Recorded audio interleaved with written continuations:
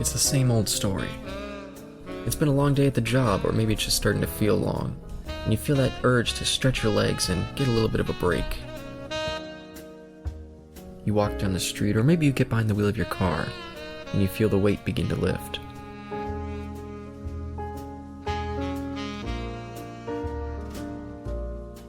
You walk through the doors, and the sound of the place starts to clear the air. You get a table, you order your drink, you listen to the sounds of the bar, and soak in the conversation.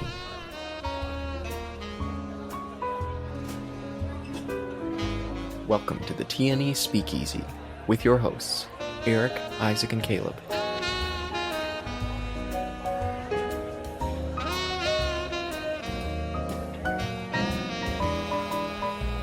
Listen in as I discuss the 1964 film, Dr. Strangelove, or How I Learned to Stop Worrying and Love the Bomb.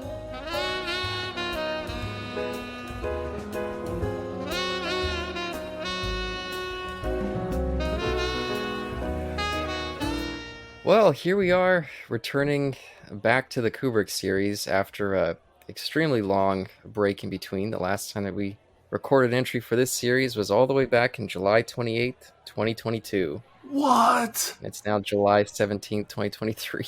That's my bad. What? That can't be real. Yeah, I just done a terrible job booking. It's true. It doesn't seem like it was that long ago, whatever it was that we did prior. Well, it is for you, because apparently you don't even remember that we recorded Lolita. So Yeah, but like when we did we do Spartacus? yeah, we did Spartacus in June of last year. Yeah, and Failed Safe in October. And I definitely remember The Killers and Killer's Kiss, but it doesn't seem like it was all that long ago. Yeah, and think about this crazy fact. We started this series in December of 2021. Oh my gosh. So that's... What is happening? Yeah, no, that's... I've done a terrible job booking. I've let it get away from us, but part of the reason that we delayed for so long for this entry was because of a certain other series that we did covering all the films of a certain director, the James Cameron series. Me and Isaac got so busy doing that I had a hard time booking him to come on for this Kubrick series, but we finally got him today to discuss Dr. Strangelove, or How I Learned to Stop Worrying and Love the Bomb. So happy to have you here, Isaac. First entry on the Kubrick series. A pleasure, sir. I don't know how often I will be returning as often for the next few ones, but I will say this. I thank you very much for letting me come on for the prequel and or the preview screening for Oppenheimer. Yeah, see, that's why we waited a whole year, just so we could make that joke, since it's coming out in a week. Nobody else has ever made that joke until now, so... The long game. I don't know if you even qualified as a joke, but I get what you mean. But Dr. Strangelove, well, I know for you, Isaac, you'd never seen this before. I assume, at least. I'll go last. Okay, so how about you, Eric? When did you see this one? And kind of what's your familiarity with it? Good question. I feel like I've said this on the previous Kubrick podcast that we've done. I'm going to sound like a parrot for a second. But for the longest time, I had only ever seen a couple Kubrick films. Like, let's say in the 90s, I'd only ever seen like a couple. And then it was circa 2008 is when I decided I need to go through this guy's catalog. So the bulk of his films I experienced for the first time between like 2008 2010. So this one probably fell somewhere in that time frame. Okay, and is it one that you've gone back to very often since then, or has it been a while? I kind of go back to most of the Kubrick films, most, not all, on a fairly regular basis. And this falls into that category. However, I don't usually watch it all the way through. Like, I'll usually just put it on, and maybe I'll put on the beginning or the middle or the end. So it's kind of like that. But I do revisit it in some way fairly often.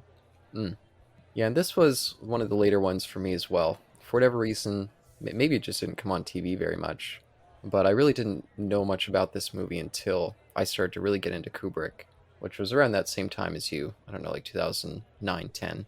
But I didn't see this one until 2015. And since then, I've watched it 6 times. It's what I consider my favorite movie. And yeah, I do the same thing as you. Every now and again, I'll just be like, okay, I just want to watch, this 20-minute section. Mm-hmm. So I'll just put it on and watch that little bit. And so it's in my regular rotation. and yeah, very excited to talk about today, but also nervous because how do you talk about a film that you love this much? It's Right, right. I mean, that's kind of the way it is, like with all the Kubrick or like the original Star Wars or whatever. But I have a question to redirect back to Isaac sure. because I really want to know what compelled you to jump in at this point. You know, why this Kubrick movie and not one of the prior ones, or it doesn't sound like necessarily one of the later ones either. But what's special about this one in your mind? The title. I think that title of like Doctor Strangelove or why I stopped worrying and started to love the whatever it's called. Dang it. Doctor Strangelove, or how I learned to stop worrying and love the bomb. There you go. Even So I that's Thank know you. it, that. just the title. That's it. Oh, that looks interesting. I want to sit in on that. Well, I think it was more me because I've been talking about this for so many years, and I think it was around the time that me and Isaac went to go see 2001 in the theater. Because I guess, Isaac, do you want to give a little bit of history with your kind of experience with Kubrick before I continue? Yeah, I mentioned it. Good grief. I don't remember when I mentioned. I think I mentioned it offhandedly a few times. I'll probably not go into it for because I'll save it for when we do 2001. But Sure. my dad showed me 2001 in 2009. Funny enough, and I thought it was a horror movie, and I still think it is, but not really. It's a fantastic movie, and this also feels like a horror movie to me. But Mm. I'll like maybe explain what I mean later on. But for you, Eric, yeah, this I think it was because I don't remember the exact conversations Caleb and I had over this, but he just said like these two films are like maybe his magnum opus, or at least they're just very well directed, and I think uh, maybe I'm just like saying words right now, and this is not what we actually had, but like just something about the message was something that I would gravitate towards. I think it was more. I've been trying to show you this for many years. Even before we started the podcast, I was like, "Oh, we should watch this movie together," and it just never happened. So I saw my chance to rope you in and make you watch it. There you go, from the man himself. I think that was what my scheme was behind the scenes. But here we are. And since you watched it now, do you have any initial thoughts for us? Good grief. My initial thoughts are this movie made me feel like I watched the pilot for the the secret pilot, like you like what Star Trek had, the unaired pilot of the Rod Serling's The Twilight Zone. Oh, interesting. Interesting. Yeah, I'm gonna come up front and be like, yeah, I'm feeling this. I'm very much feeling this. This is a very well shot movie, and I think one of my best things is actually just like how well it's like this is one of the best black and white movies I've ever seen. Yeah, just in terms of the photography, you mean? Yep, the cinematography on this is just outstanding. I've never seen a black and white film like this, because I assume that there were some colored films back in in these times, Oh yeah. but man, this is like There's a ton of them. Yeah, black and white was already out of vogue for the most part. Certainly by the time Hmm. this movie came out. Yeah, and that is one of the ironies for this film because around this time period, black and white was mainly reserved for cheapy horror films or very serious dramas.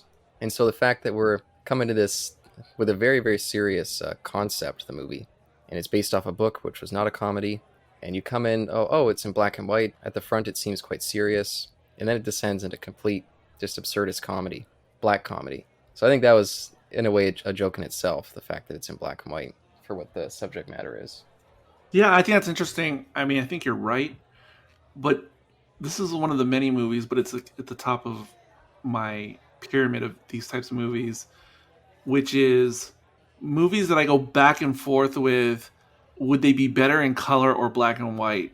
And Hmm. and this is a special category where I can totally play both sides of the debate, and I can never make up my mind fully, um, because I think there's merits for both, and not only this movie but also Lolita as well. I play this game where I really wish I could see it in color, but I understand the benefits of black and white, and and yeah, I'm so on the fence about this movie. I kind of wish both versions existed so I could kind of jump back and forth and compare. Um, yeah, I don't know. I think all the scenes in Sterling Hayden's office would play a lot different if they weren't in this stark black and white. Yeah, And just the way he has these big puffs of this white smoke and the weird framing. They do this expressionistic framing of him. from all these strange angles. I feel like that has a much older school look that might play a little awkward in color. And it's weird because of the black and white. This movie looks simultaneously very vintage and uber modern at the same time. And I mean Hmm. photorealistically vintage and modern. And it's such a weird dynamic. It completely blows my mind. Because when you see, especially like I have it on screen, like when they're inside the aircraft in black and white, it feels old timey. Almost like you're watching a World War II type military movie. Except it's very apparent though by the cautions that technology we're past, we're beyond World War II era. And then with this very unique, sharp photography, Hmm. cinematography, it looks incredibly modern. Like it looks like almost like a stylized film that could have existed like in the 1980s or something. But I say stylized because typical 80s movies didn't even look like what I'm imagining in my head. Um, and it's so bizarre. And recently on the other podcast I do with Sean on the Best Picture podcast, we've recently went through all the nominees from 1968 and 1967. So a lot of those movies are fresh in my mind, like how they look. Hmm. And even though in 67, 68, Neo or New Hollywood was just starting up and things were starting to change visually in Hollywood, uh, this obviously predates that by being 64, yet it looks incredibly more modern than those movies that would follow, a few years later. And it's one of the weirdest aspects of this movie that I get so hung up on every single time I watch it. And especially if you have a better copy, like the Criterion version or the 4K version, it just accentuates this modern perfectionist look of it Mm. more than anything else. And it's one of the things I think it's the chief aspect I obsess about with this movie more than anything else. Yeah, the movie just looks incredible, and even compared to his previous films, like Spartacus and Lolita, his other '60s films, Yes. like it feels like a dramatic step forward. And yeah, it does not feel like a film made in 1964 at all. Yeah, and if you just look like frame by frame, you almost feel like it's reminiscent of modern filmmakers like Villeneuve or Nolan or the guy with the crazy name who did The Revenant. Like, like this seems perfect for the digital 8K world that we're in now. Like as far in terms of shooting, and like let's say Villeneuve, it has this Villeneuve look, but like not early Villeneuve. It's even like later Villeneuve where he gets this pristine, perfect pixel by pixel look, and it almost seems like Kubrick had a time machine and like somehow filmed this post the year 2000 and then brought it back. I really I can't even wrap my brain around it. Yeah, it's incredible.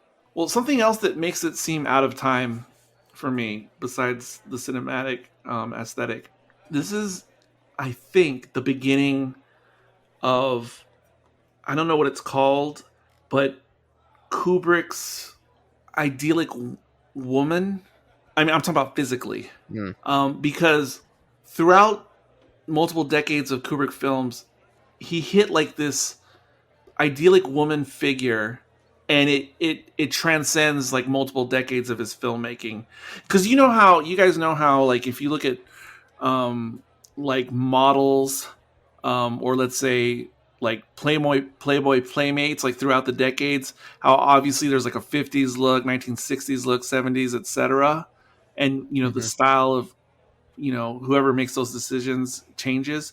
But Kubrick, starting with this female secretary in this movie, she establishes like this Kubrick female archetype that carries on through the end, like from this point onward in his films. You know what I'm talking about? I can see it. I hope I don't sound like a crazy person right now. No, I can see it. Yeah.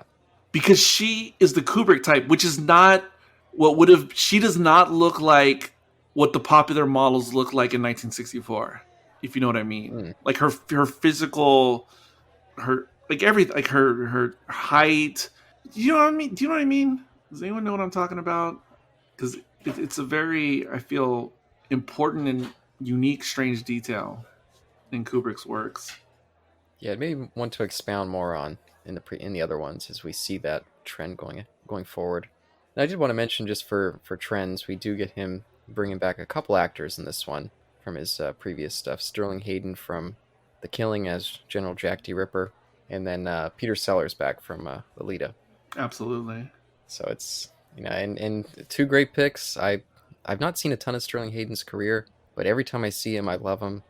And this role in particular, I think he just steals the. As much as I usually think that Peter Sellers steals any scene that he's in, I think Sterling Hayden just demands attention anytime he's on the screen. I think he's just so great in this, and he's playing it so straight, and saying the most insane stuff, and he's got this great expression, great expressive face. It's just, oh, I just love him in this.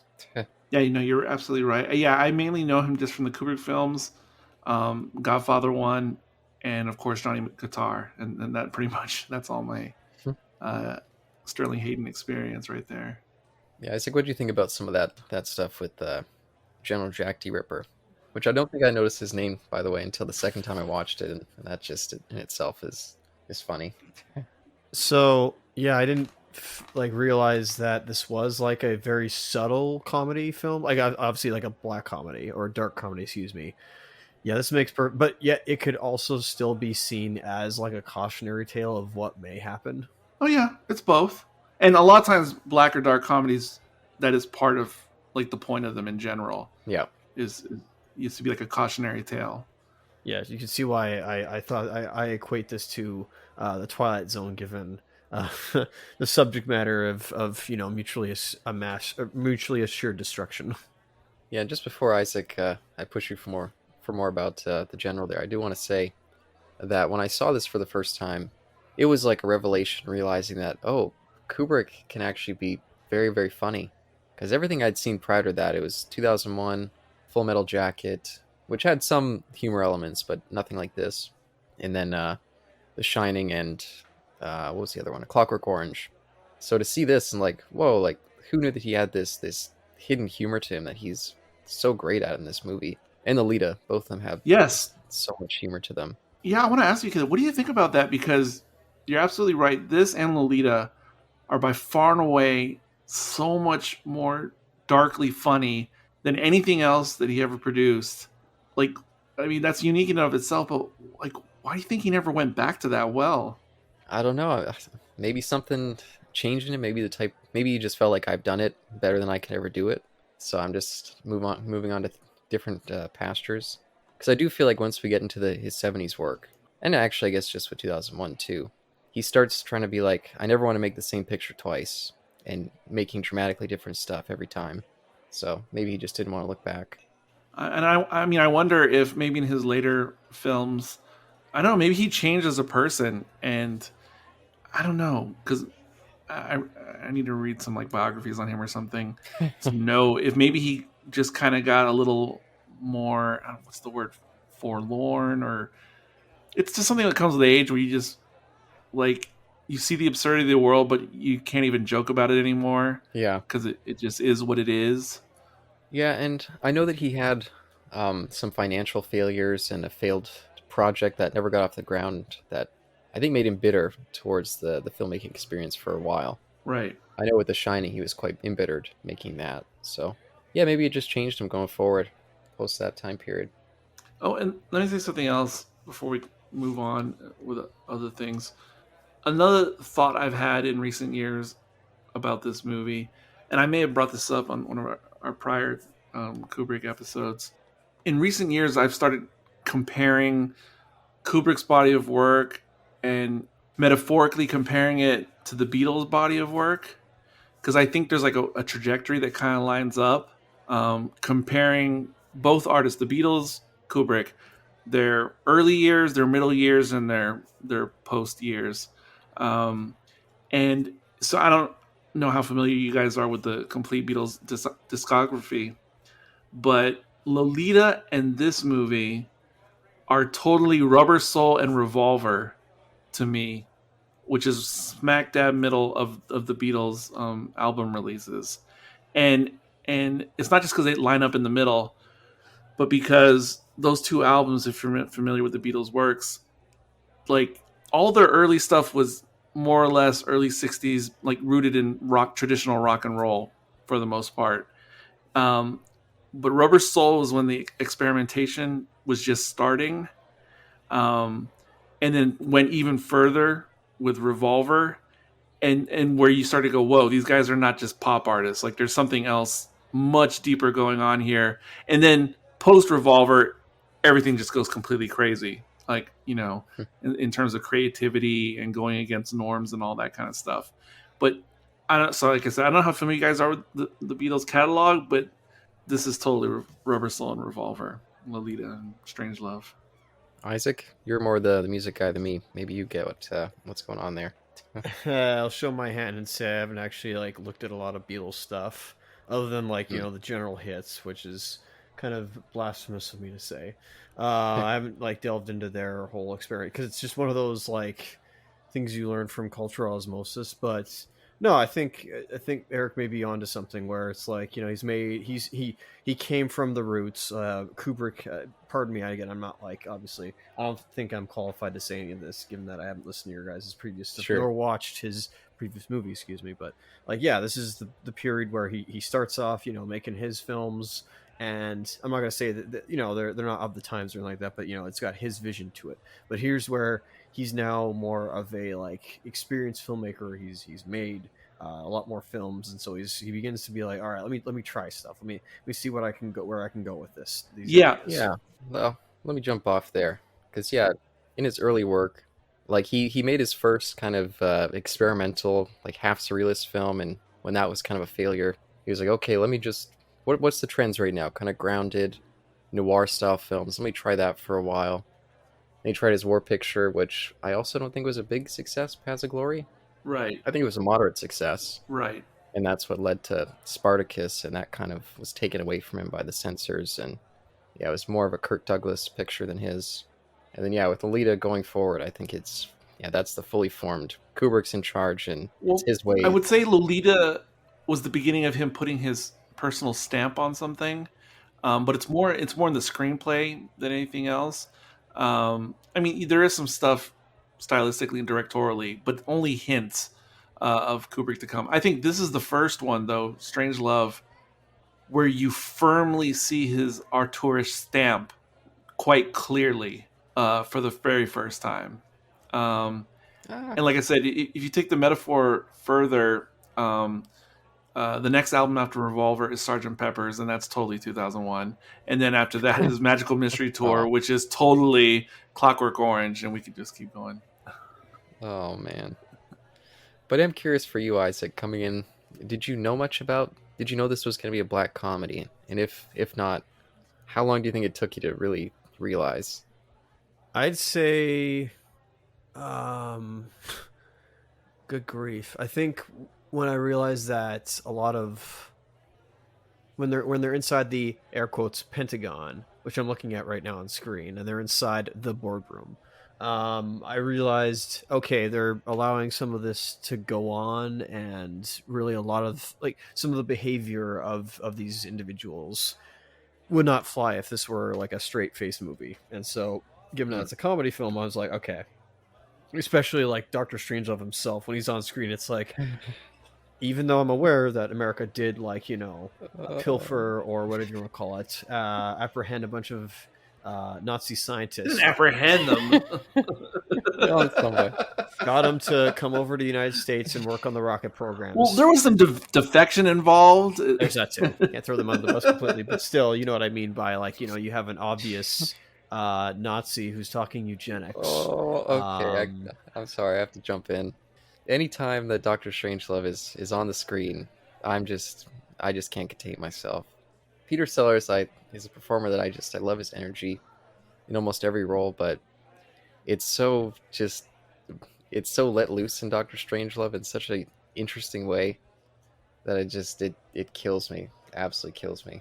I want to answer the original question you posed, Isaac, of where I imagine I started. I could not notice like the black comedy coming in, and for me, it's the first scene, like when the secretary answers the phone. Oh I yes. I, I feel like I kind of do remember seeing that for the first time when I watched the movie the first time, where I was going, what in the actual hell? And it's really obvious, what's going on, as soon as she answers the phone for him. But as the scene continues and like the dialogue on the phone, I absolutely knew, okay, I see what we're doing here. There's absolutely no doubt. Because I definitely took it as a serious picture prior to that. But from that point onward, I understood what was going on.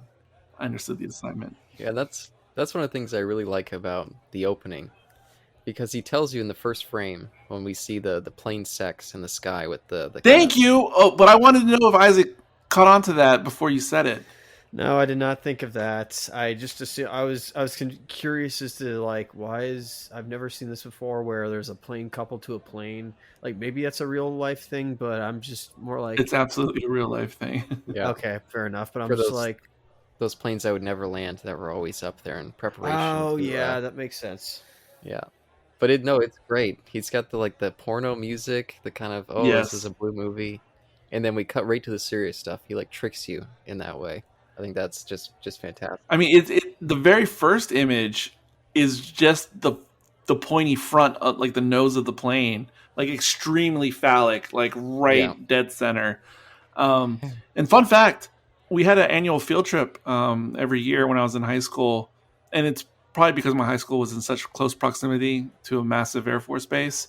Once a year, we would go on a field trip, and we would actually ride in those planes, the refueling planes, and we could literally look out the back window and watch the coupling and everything. So I experienced Oh that wow. like three or four times in my life, like actually right there. Oh, that's pretty cool. It is actually. Rock on. What I was gonna say too, another thing that might have triggered audiences at the time to realize that this was a comedy was just the opening credit designs. Those kind of remind me of like a Carry-On film, just with they look like more comedy. What's a carry-on film? I don't know what that is. The Carry-On series, I think they made like, I don't know, like 22 films. They were a British comedy kind of troupe, more of a like a half studio, and they would just pump out these comedies. Be like, actually, William Hartnell was in one of them. Carry-On Sergeant. There's this great Bond parody called Carry-On Spying, and they would just parody popular films or movements in films at the time. So their opening title sequences would be like hand drawn or something. Yeah, they would do like over exaggerated stuff like that to emphasize that, oh, this is a comedy. So if you look at the Doctor Strangelove, it's way over exaggerated, the Strangelove part compared to we had these really long things that would take up the whole frame. So it just kind of reminds me of how they would do some of their logos. But I'd recommend checking out the Carry-On stuff, by the way. I think those are quite fun British comedies. Really silly, really broad, but they can be really funny as well. But since you guys mentioned, just kind of danced around him briefly, I did want to point out another person that I think is just on absolute fire. I think he's just so perfect for the role. I couldn't imagine anyone else in it in this movie. Is George C. Scott. And I've always been a fan of George C. Scott, but this movie just elevated it. I think he's just so perfect. And it is very different than almost any other role I've ever seen him in. But another person with fantastic comedic sense. Well, I mean, there's element. I have not seen a lot of George C. Scott. I mean, I've probably only ever seen like 12 Angry Men and Patton, and I've probably seen him in some other roles that were smaller in other films. Exorcist 3. Right. Exorcist 3. And I think there's like elements of other Scott performances in this character, but it's like through like a funny mirror. Like, it's like a carnival mirror version of other aspects of Scott performances. Yeah, he's playing like a live action cartoon character at times. Yes. I mean, he's just so huge, and it plays perfectly with the very kind of played back version of the president that Peter Sellers just doing. Yes. I think the two of them play off each other brilliantly during those scenes. He's like really manic and on fire, kind of like Gene Wilder, like in Charlie and the Chocolate Factory, or is it Willy Wonka? And Willy Wonka. Yeah, Willy Wonka, or like Gene Wilder in Young Frankenstein. Frankenstein. Exactly. but that's actually a movie that I just just from the conversation and me thinking about this movie earlier today when I was refreshing myself on it, like Young Frankenstein, which I've only probably watched once all the way through, I feel like even though that's more of a spoof by Mel Brooks, I feel like there's some kind of loose connective DNA tissue between this and that. I could sort of see it. Oh, interesting. I know what you mean. I've not gone back to that since my childhood. I really don't remember it. But when Gene Wilder like goes off the chain, I feel like it's very George C. Scott. It's just, I mean, they're not the same, but it's the same. It's the same in the sense of the actor taking their abilities and just letting it all, like taking the safety off, taking the governor off, and just going wild. No pun intended. Wilder. Yeah, and he's so wild. I don't want to jump into just like quoting, but I love that first scene when he's given the late kind of the situation with the president, and he's just such a ridiculous character. He's got these gum wrappers all over the place, and the president's just getting more and more exhausted by him, and just like, oh, who's this idiot? And then he gets the phone call from his girlfriend, and all the other guys are glancing over, like, oh, what the fuck? I just think he's so great during that stuff. Have you guys ever known any people, men who were like real life versions of this character? Ooh. I'm gonna assume you know several people like this.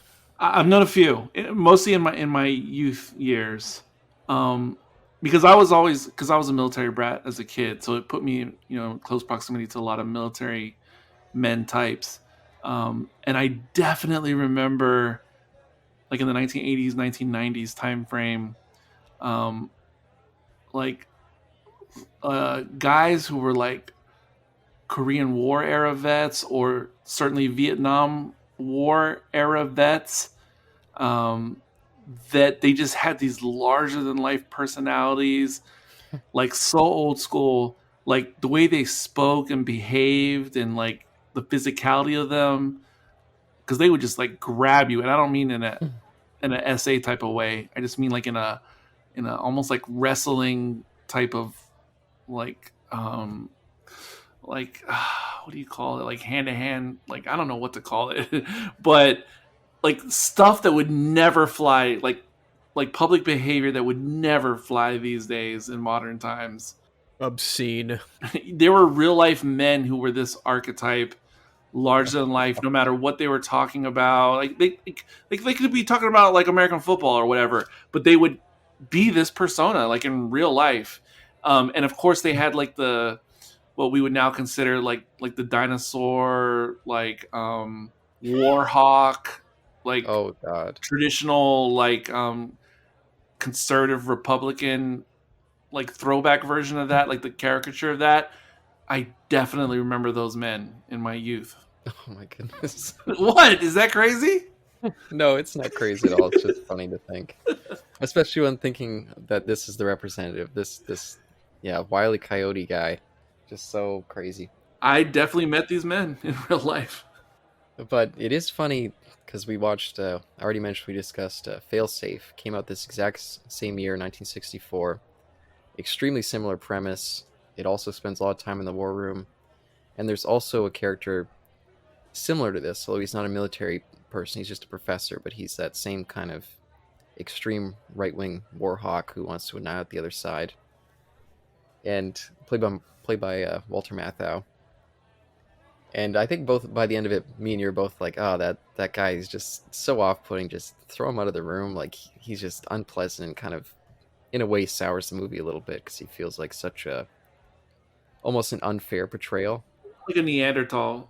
Yeah, but it also had this kind of element where it felt like they built a straw man out of him. Like he was almost like it didn't make any sense for him to be there and to be acting the way he was. Yes. And they do a similar thing with this guy, but everything's so heightened that he fits perfectly, and he's also got like almost an innocence to him. Like I love at the end where they're asking like, oh, is the plane, is there any way they could destroy it? Like, what do you think about the pilot? And he's like, oh hell no, like this pilot's like the greatest pilot around, you should see him, he's flying so low, he's burning the chickens in the hen house, and then he realizes partway through, he's like, oh oops. Like he's just a crazy guy. Oh, I've had a couple bosses like that in the past. I mean, who just talk like that. I guess you would call it like it's almost Trumpian in a way. Oh, I can see Of that. talking something up. No, but But see, I hate to bring up that movie Failsafe because that movie definitely, it's the same subject matter essentially, but it obviously tries to play it just straight. Hmm. And it does feel maybe even more like a Twilight Zone. And there's even a Twilight Zone episode, a classic one that involves a bomb. I don't know if you guys know that particular one. Which one? Um, you know what? I think there's a black and white version, and I think there's an '80s version of the same tale. But Hmm. there's this guy who discovers like this pendant or something, and that he can like freeze time with it. And so he does all the antics you would do, like the movie Click or something. But spoiler for the end of the episode, it starts coming on TV that potentially World War III is starting and happening, and he's just like in a suburban town, and of course he starts freaking out, and at the very last moment he freezes time, and then he goes out of his house and he sees like the missiles like right there, Oh wow, that's really cool. and that's like where it ends. Like now he's stuck. Like, is he perpetually just going to keep time frozen? Because as soon as he like starts time again, like I guess he could go somewhere else, but look, I don't want to ruin that. But but yeah, it very much reminds me of that. But anyway, but what I was really saying was like, especially the black and white Twilight Zones, they're for the most part straightforward. They're not tongue in cheek usually. They're not funny. Usually, I mean they're ironic, but so Failsafe is very straight like that, and that's fine. I believe it came out first, right? Yep, a few months. But I think this shows the power of satire, and when whoever the writer um, is thinking more in 3-dimensional chess mode versus 2-dimensional chess, meaning levels, levels of metaphor, levels of comedy, levels of meaning, um, and that's the power of a well executed satire, is that through the humor the message can land deeper, the absurdity of everything can hit harder. Hmm. And what I'm really explaining is why the George C. Scott character is so extremely effective and crucial to making this movie work the way it does. Whereas, as you previously mentioned, the Mathau character just becomes like a nuisance and like idiotic, and it almost like you're turned off to the character, but then it almost turns you off to the movie because Yes. yeah, because you can't take the heaviness of the message so seriously because the guy is so just like ridiculous, but not in a good, thoughtful, intelligent way. Ridiculous. Yeah. Like I said, it's like they built this straw man of like Yes. there's no reason that he would be in the situation that he's in. They would have thrown that guy out. And it Yes. just becomes really distracting. Yes. Strawman is perfect. Yes. But just in terms of the brilliance of the balance that they have here, I also love the kind of trick that they play with having the plane crew guys. Like they're all played straight. In any other type of movie, they would be the heroes here. They're doing everything the best that they could possibly do to complete their mission against incredible odds. And we every time we see them, I'm always like, oh, I want to root for these guys, but at the same time, like everything that every other character in the movie is doing is against them because they're the ones that are about to just blow up the rest of humanity. And I love that trick that he plays on the audience with that. And very, very slyly, perhaps on Kubrick's part, this is a novel thought that just popped in my head about this movie and the air crew in particular. I'm starting to see this now in real time, which is, I guess, what Kubrick did by framing him the way he does in the story and the script in the movie is there kind of a metaphor for how I know a lot of people just see all military grunts in general, and by grunt I mean like the on the front pawn, quote unquote, type people like in real life, Mm. the cogs of the machine. Mm-hmm. Because the way you're talking about how these guys are just doing their business, they should be the heroes, they're just following orders, executing the mission, but they're completely disconnected from the think tank in Washington or the bureaucrats or whatever. Yeah. And I think that's very slyly what Kubrick is portraying just with the air crew. And I'm curious what you guys think about this, because for me, I was gonna say as a former veteran, but I guess you're always a veteran once a veteran. For me, being a veteran, I've always hated when people bring that up. Like if I say something to the effect of like, "Oh, I love being in the army. It was like the greatest time I ever had," but then someone will be like, "Yeah, but I kind of feel sorry for you," or people like you who you're just like blindly following orders and stuff like that. And I hate hearing that and thinking about that, while at the same time I acknowledge there's obviously a lot of reality to that at the same time. I don't know. I'm curious if you guys have any thoughts about that. Yeah, I think they do a really good job displaying that these all these people that we're seeing who aren't a part of the official powers, like not only these guys in the plane here, but also the ones guarding the base for Yes. General Ripper. Like, yeah, these are just regular, just people. They're just trying to do what they are supposed to do because they think it's doing good. And yeah, it's the insanity of the situation that all these other people put them in. So in that way, I guess you could say they are pawns, but I don't think that they would view themselves that way. I think they're being Certainly fed not. And as patriots and heroes trying to do good. that's the weird thing. And that's why I always feel bad when I watch Vietnam era movies. I mean, not from the Vietnam era. I mean, referring to the Vietnam era. Um, because obviously I wasn't like a sentient adult like when the Vietnam conflict ended. I only know through movies and media, all the negative reception to veterans of that war, and how everyone looked down upon them because of all the people that were against the whole entire conflict, which I get. We don't need to get into that. But then when I think about the movies and like all the shit they went through, Mm. and I hate how like all the heroism gets like thrown out the window. And a similar thing happens in more modern times with the whole with the more recent, like the Gulf War situations in the 2000s. Same thing, like those guys, so many thousands upon thousands of guys like signed up with all the best intentions, and did the and put everything into it. And then now, looking back, you're like, what was it all for? What was it all the point? It was like such a waste. I hate that duality of the guys giving their all and then at the same time like all for nothing.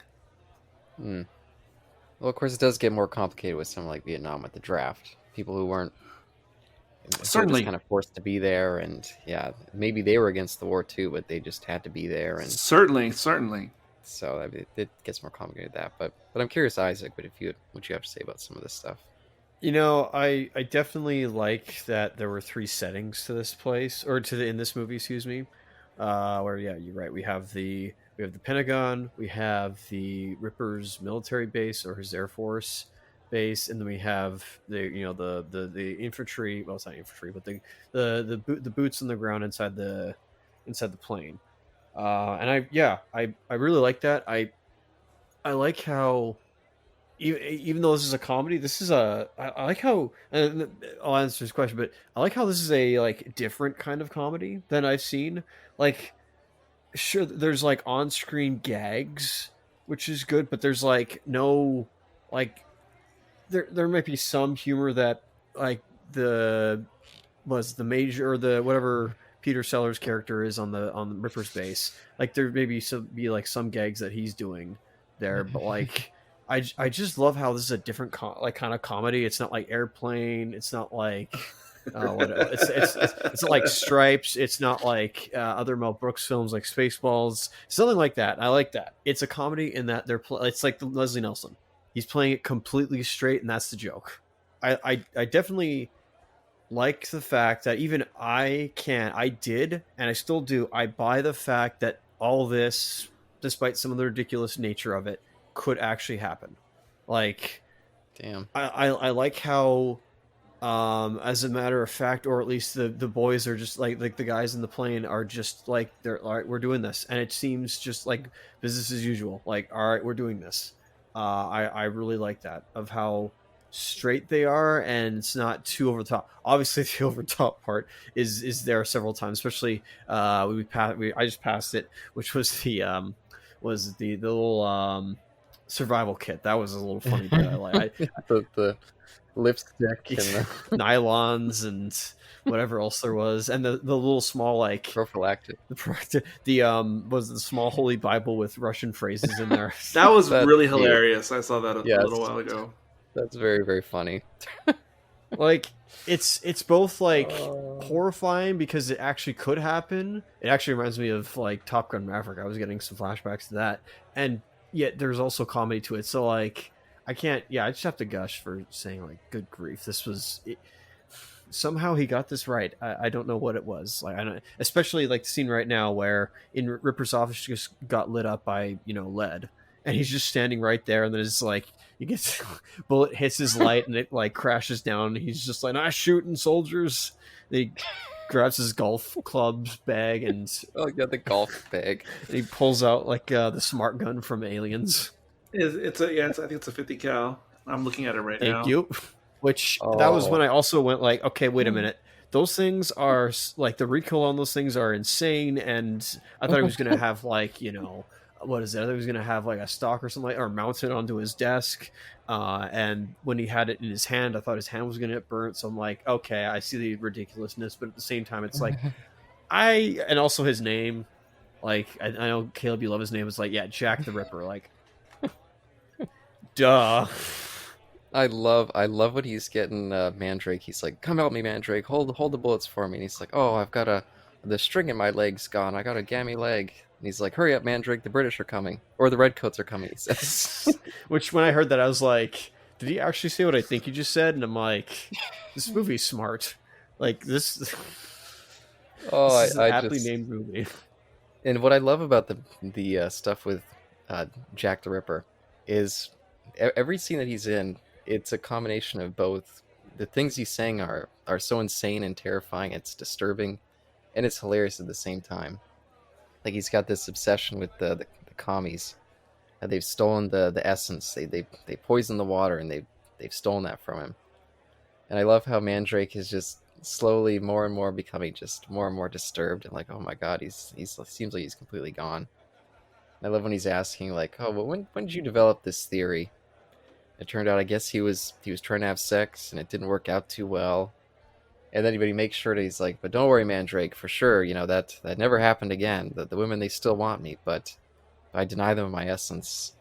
I wonder about that whole thing. So, he talks about the fluoridization of like water and how it's all a plot. And I guess that was a common myth in the 1950s and 1960s in the United States.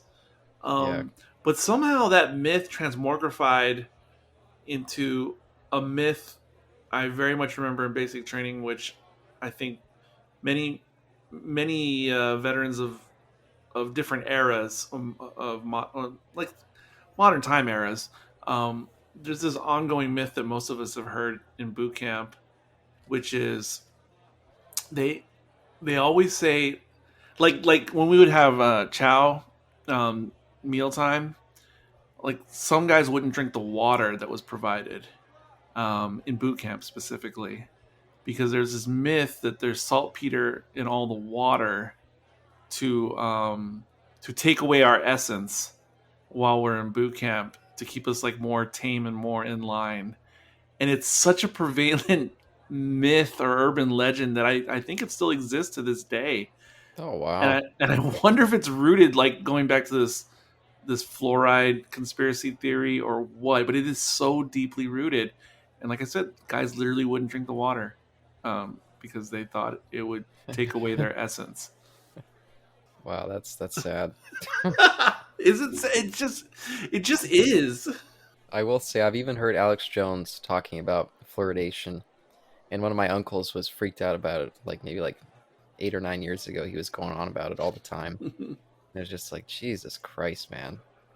But what can you do, I guess? But I do love that that's what caused all this. Just a conspiratorial general and a bad law in place that let him do all this, and an extra bad law with the doomsday machine. I do love when they're like, when Strangelove is like, the point of this is, you let people know. Why do you let people know? And he's like, we're going to on Monday. The premier loves his surprises. That's just another just great gag. Oh, also before we get further away, I wanted to address something that Isaac was just saying.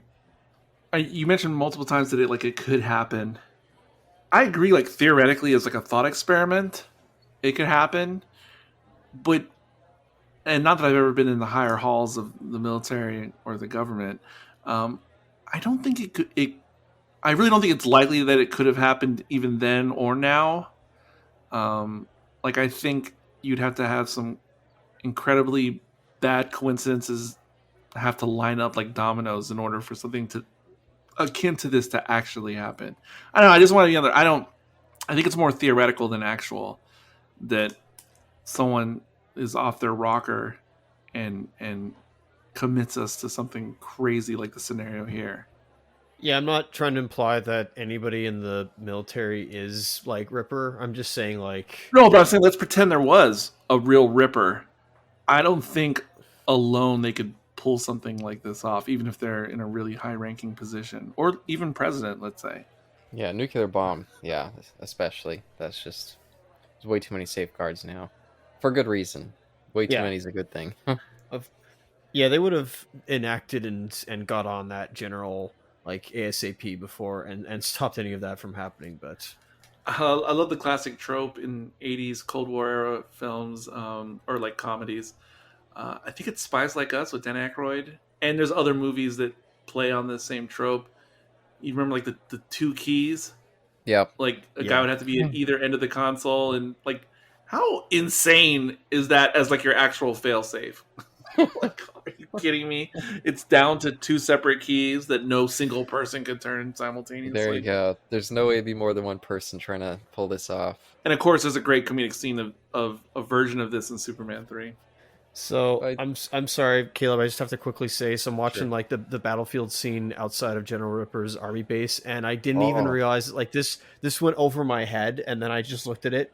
I'm looking at it right now. There's a sign clearly that says like in front of the base, "Peace is our profession," and then there's just this like back and forth of like you see some bodies on the ground and just gunfire from like the point of view of a soul. I'm like how did I not see like this is pure gold. yeah, Yeah, they show it constantly throughout the entire movie. yeah. It's all over Ripper's base, and I love when they do it during that scene because we're getting all this footage that looks like it'd be like genuine war footage. Like a war photographer could have shot that footage, and then they just focus on that one part. They're like, look at the absurdity of this.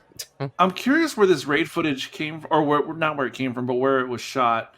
Because was Kubrick already doing things in England at this point? I'm pretty sure that this was in England. Because it has that look to me, the exterior Yeah. raid shots, and it's funny because they do remind me of spiritually. They remind me of shots in that final act in Metal Gear Solid, Full Metal Jacket. Uh, Mm. like you know what I'm talking about. In that last shootout scene, Hmm. I feel there's some similarity. And then I just had another crazy thought, as if I'm on mushrooms right now, but I'm not. Um, like for some reason, when Isaac brought up those scenes of the raid, my brain flashed back to Fear and Desire, and I'm having this like crazy thought of Fear and Desire being like the proto version. Like when you see those AI pictures, the ones that are animated that show like the different iterations of like a picture. Hmm. Like Fear and Desire is where we start, but then we run the AI program, and like eventually it pumps out this, and then eventually gets the Full Metal Jacket. You know what I mean? Am I making any sense? It's somewhat, and And I don't just mean visually, but remember Fear and Desire, even though it's not really a coherent story, yeah. it's just this idea of the absurdity of what's happening. Hmm. And you have those grunts on one end who have their very singular mission. And then there's these other guys who we don't even really fully know, like the others being like the unknown enemy. And again, it's all absurdity. It's just that's when Kubrick was like in pre-K, but like he's been at it, and now he's getting to like junior high. Yeah, it was like he tried to tell an absurdity of war story straight with this weird surrealist bent, and then just realized, okay, I need to save my surrealist bents for other projects and do the war is absurd with actual absurdity. That's what it seemed like he realized. Yeah. Um, Where were we before you went there? There was something I wanted to pick up with what Isaac was saying. Um, Pieces are profession. Oh, it was just with Jack. I love that we never see him without that giant cigar in his mouth, and I think that the after that scene when the his guys finally give up and he's just sitting there all depressed and he's like, "Mandrake, have you ever been tortured?" I was gonna tie into Isaac's airplane reference or I wrote down in my notes. Oh, I was like, Mandrake, do you like movies about gladiators? I put that in my notes. I don't know why. Is this where it comes from? I don't know. I started thinking about that. I was gonna be like, is he gonna ask him if he's ever been in a Turkish prison next? I don't know. You ever seen a grown man naked? Oh, but I do love that shot when he's got that expression of like, I couldn't stand up to torture, and it's just so close up on his face. He almost just looks like a giant lump of flesh, just with a cigar stuck in it. I Sterling Hayden. He's just so. His expressions are so great in this. And he's playing it straight. Like there's Yeah, like it looks literally like he's like acting in like some high end drama, but like it's an absurd piece, and I that's what makes it all the better. yeah. yeah, and the filmmaking too, because when we first see him and he's having his speech with Mandrake and he's explaining everything, they're shooting from not only a low shot to give him like power, but it's also like a slightly off kilter shot to show like his craziness. And then that one when it's so close up on his face and he just has this like there's a vulnerability there. I think that just in the filmmaking that's so great how Kubrick did that. Just in the camera angle choices. Totally agree. Totally agree. I'm curious, what do you think the purpose and function is of Peter Sellers playing the multiple characters? That's a good question. And that Before, is one. Go ahead. before your answer, why you think about it a little bit more, I want to say, of all the Kubrick films, this one, even though I've seen it quite a few times in pieces, this is probably the Kubrick film that I have not completely worked out all the way yet. Like it's still a work in progress for me to digest. Like I still haven't gotten all the jokes, all the references. Um, like I feel like I'm so far behind on this one. Even more than Eyes Wide Shut, which is a whole different situation, it's a whole different story of trying to grapple. I feel like I'm the most lost with everything Kubrick was putting down in this particular film. Hmm. And so, anyway, back to the question because I haven't even worked this out, but I've been wondering it for ages. Like, what's the purpose and function of him playing multiple roles?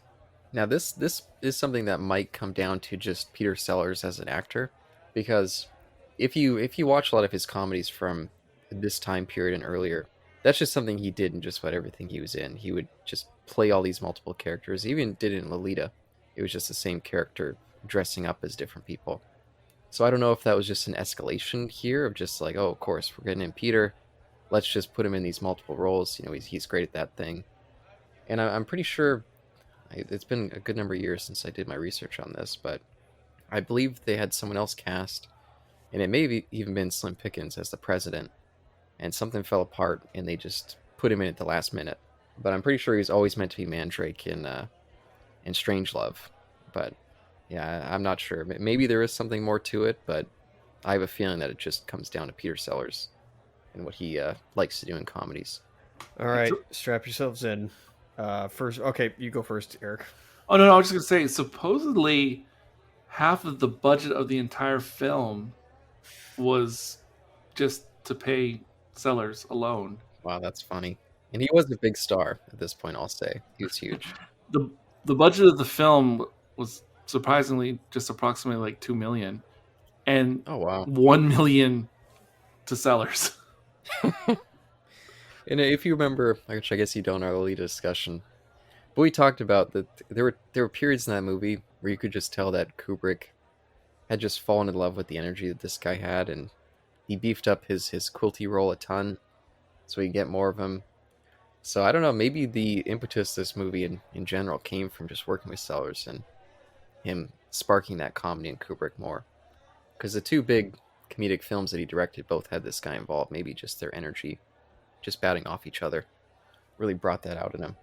I think you might have it the other way around. Sellers was supposed to be Major Kong on the plane, and he had done a lot of Oh, practicing of a Southern hmm. accent, but then he sprained his ankle and couldn't work in the setup the set design for the interior of the aircraft. He had a gammy leg. Yeah, exactly. Yeah, no, it's been many years since it's probably been like 3 or 4 years since I did my research for this. But yeah, when I was really really into it, yeah, I was reading everything I could about it. Because it's Kubrick, I always feel like there's more to read into every decision and choice, especially in this movie. And I'm still also playing with the idea of like Casablanca, where a lot of the key characters in that movie are stand-ins for different countries involved in World War II. Hmm. Um, I have to think that there's more to this Mandrake Ripper relationship that has to do with the British working with the Americans in war in general. Um, but I still haven't, again, fully formed that theory either. But there has to be more to it, like specifically about that, about America being so brash and trying to put like the RAF in the corner, but the RAF being like the saner thinking mind. I have to think that somehow Kubrick is playing off of those stereotypes. Ooh, you just reminded me of a train of thought that I got distracted from a while ago. You were asking if this one was shot in England, Yes. and the only evidence that I have, there's only two pieces of evidence that I have for why I think this was. One, because Ken Adam was doing the sets for it, which, of course, famous Bond set designer and in general set designer. And I think he did some incredible work with the War Room. Typical of his designs, but great. Oh, so he's the same guy who would do those types of sets in the Bond films? Yep, same guy, Ken Because Adam. I was Yeah, thinking about that. I was gonna ask which came first, the Bond design or the the yeah, Bond. yeah. Okay, yeah, makes sense. Okay. And the second piece of evidence that I have is Canadian icon. Everyone loves him. Shane Rimmer shows up in this feature film as the co-pilot. Shane Rimmer also a big appear in the Bond films Oh yeah, yeah, yeah. and in Doctor Who briefly. The only Doctor Who actor in this. Yes, yes, yes, yes. Canadian, living in England and would just show up in random productions there. That's why I thought maybe this was there. Yes. Because I knew that guy from somewhere, and I feel like Radio Free Scar would always talk about him vis-a-vis Doctor Who. Yeah. I think they did like a whole episode like just on his involvement. Oh wow, Um, that's and fun. yes, confirmed Shepperton Studios near London. Hey, there you go. There you go. My evidence paid out. But no, Ken Adam, yeah, another great get for Kubrick. I think the War Room is just fantastic. It looks and it's so much better than the failsafe War Room. 1,000,000%, and it's been referenced in so many movies up until modern times. Yep. Like so many. Yeah, I want to say even like one of the Transformer films, like one of the early ones. I feel like they had like their version of like the Kubrick War Room with the circular thing. Oh wow. Yeah, I do want to say even though I feel like it's one of the more famous jokes for this, I still think it plays very well with the whole what's his name, Buck and the ambassador when they're fighting. He's like, you can't fight in the war room. Something about that just still just hits so well, and the two of them, the ambassador and George C. Scott, I think have a great dynamic as well. Always pushing against each other. Oh, sidebar, fun fact. I guess there's to bolster my Beatles theory. Apparently, some of the flying footage from this movie was actually reused and featured in the Beatles television film Magical Mystery Tour Oh wow. during the Beatles song "Flying." So there's a direct connection right there. They use some of the B-52 airplane scenes in the Beatles TV movie. Which I think works surprisingly well. I mean, the effect is obvious. You can always see the composite line around it. You can see the little bits of fishing line every now and again, but I still think it works pretty damn well Oh, for it's what it it's is. I yeah, think it's fun. it's great, and it always reminds me of some of the aerial shots in certain like Godzilla movies, which Mm. of course was kind of duplicated or replicated um, by Tarantino and Kill Bill and like the Tokyo scenes.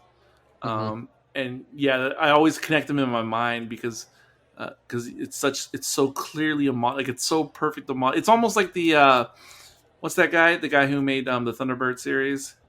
Oh, Um, Jerry Anderson. yeah, it's almost like Jerry Anderson esque.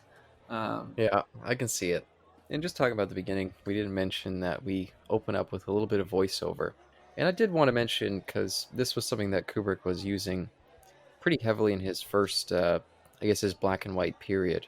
Showed up in his first three films, and then I don't remember if there was anything in Lolita or Spartacus, but I think this is the last time he would use it. I don't, I maybe, think there is in Spartacus and in Lolita. I don't know if it's narration or just yeah, like a narration. Yeah, card. Um, yeah, yeah. yeah, because we hear Humbert's thoughts. So yeah, no, he was using voiceover a ton in his early stuff. I feel like from 2001 on, I don't believe it shows up again, but I just Um, figured it's worth mentioning. Clockwork Orange. Clockwork Orange. Oh yes, you're right. Yep, of course. Oh, and there is a narrator in Barry Lyndon. Oh, oh yes, I did not remember that. So oh, I guess just in general, this Kubrick uses it a lot. But I figured I'd mention since we commented on those early ones that yes, it pops up again here.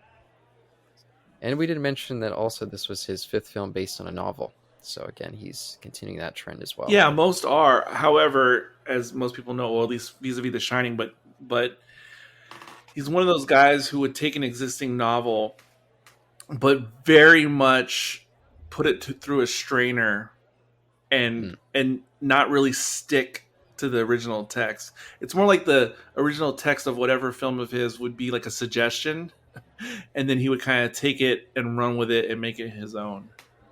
Mm-hmm.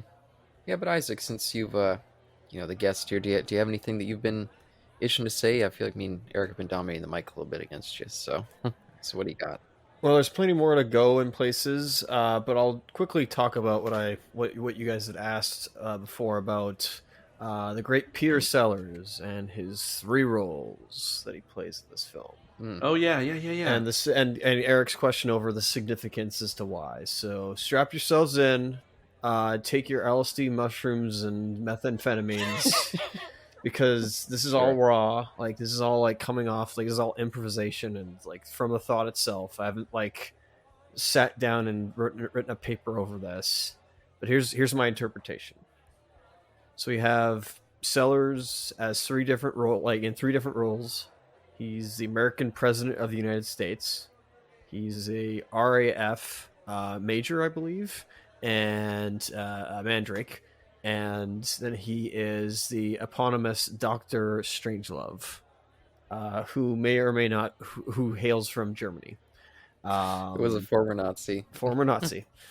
So we have those three characters, and I think, and they're. I obviously it's funny that you say that he was supposed to be inside the plane. He was going to be in the Yeah, plane. it's supposed to So be Kong. that's funny because that would make him then in every scene, and it would have. I think you already touched on this, where it's like him in different aspects of each scene, where he's in Mm. he's the head of the country. He's next to the maniac who decided this to go AWOL, and then he's the one that's gonna be the one to drop the bomb. Like that's Mm. very significant, and instead, because of the change and him becoming Strangelove, he's the one that basically like does not designs, but at least talks about nuclear armaments and the Doomsday device itself, the Doomsday machine. So it's an interesting intersection between we have the height of the Americans, we have the shadow that they not pilfered, but they have how they're influenced maybe by the Germans as well. And if strangely, even though it's the same actor giving talking to himself in a way, giving a performance at the end of like the whole eugenics program inside mines, Oh. and and so like it has America become like even the president even states like outright like I'm not going to become the next Adolf Hitler. Even though he keeps calling him Mind Führer as he's talking. Oh, sorry, Mr. Mr. President. President. Also, I just realized where somebody was from. And then we also have, I guess the intersecting point of like Eric or you, Caleb said, like Mandrake is this like intersect, like he's the British who is largely kind of gone the way of the dodo bird, really. Not that they don't have a military presence, but just like their empire, their fleets, Yeah. they're no longer what they once were. So it's like now they're serving under America. Yes. Largely starting it. If there had been the side of the communists that we saw, which we only see one of, which is the ambassador, I wonder if Sellers would have also been on their side somewhere. That's interesting. So thus ends my crackpot theories. Continue. But again, I do wonder. Yeah, I mean, I personally feel like the intent was just that was what this guy does, and Kubrick was so in love with his energy, he probably loved the idea of having him throughout the movie in all these different roles. But yeah, I'd be curious to know if there, or at least hear theories about what a greater purpose could be. Yeah, it doesn't work. My mind always wants to go with, like those conspiracy theories of like there's like some new world order or like some like secret cabal that meets, kind of like you see in like Winter Soldier in the MCU. Mm-hmm. Like there's these heads of state who are all on the same side of things, or like they pretend like they're Illuminati guys. Yeah, and so my mind, as it pertains to Peter Sellers and multiple roles, it wants to go to, it's like different faces of the same war industrial complex. It doesn't work though, because Mandrake is not like that at all. But my mind just wants to go there, that that even though we're seeing different points of view, that there's actually some type of sinister hive mind behind everything, whether it's voluntary or involuntary. I don't know. That's just what my brain wants to do, even though, like I said, it doesn't make sense.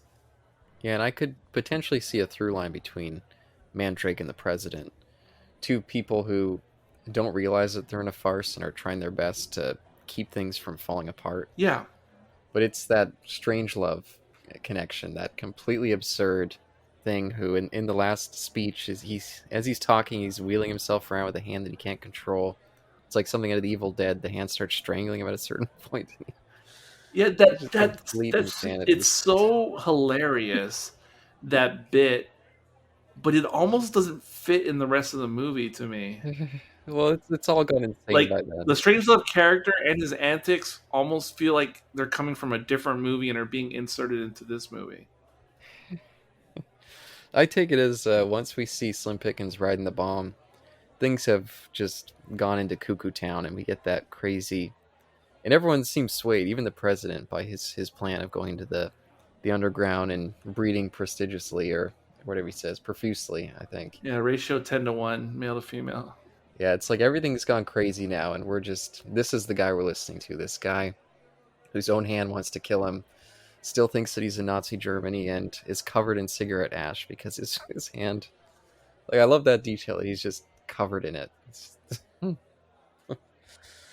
Yeah, no, I'm completely on board by that point. It's like I'll take this completely insane character just showing up.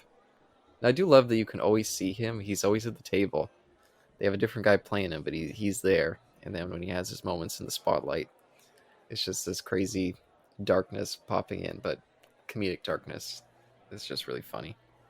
He's the one making the decisions as the president. He's the one as a mediator, and at least trying to prevent stuff from happening. Well, not the obviously the president's trying to. He's like they're in like the action of when Ripper is performing that mutiny, and then he's again the instigator behind. Well, not the instigator, but the instigator behind some of these weapons of mass destruction. Yes, and he would have been the executor if he would have been Kong as well. Had things gone, well. Right. There was a character that actually, I guess there's two that I'll note right now as we start to wind it down. I did appreciate, and I always appreciate, seeing a young role for James Earl Jones here. I was hoping you would not mention him, even though there's nothing wrong. Why? I just wanted to see if we could go the whole like discussion without mentioning him, just to What? see if it's possible. I mean, Yeah, because wow. right now, because it's funny, I equate him to Lawrence, maybe not as in the same role, but a similar role to like what Lawrence Fishburne was when Apocalypse Now. Well, this is much more minor, but It is. and hey, I'm breaking out Shane Rimmer, But so even when you do make that comparison, what do you take away from that comparison?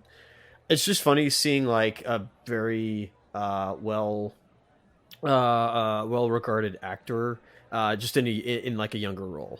Yeah, okay. And it's like this is a war, like it's not a war movie, but like it has to do with war, and well, Apocalypse Now also was similar. Certainly. Okay. No, I get it. I get it. Tracks. but yeah, I just figured there's really not much to say about him. It's just notable that he's in it and another part of this yeah playing crew. Hmm. But the big one, oh, No, go I'm just ahead. looking at his character's name. James Earl Jones is Lieutenant Lothar Zog, and it just popped in my mind like the main planet in Star Wars Rebels is Lothal, and I was like, Oh, wait a second, is there something there? Because that's how, especially newer Star Wars Filoni verse, they love doing things like that. Hmm. I don't oh, know. but speaking of another character with a weird name, I want to make special mention of Colonel Bat Guano.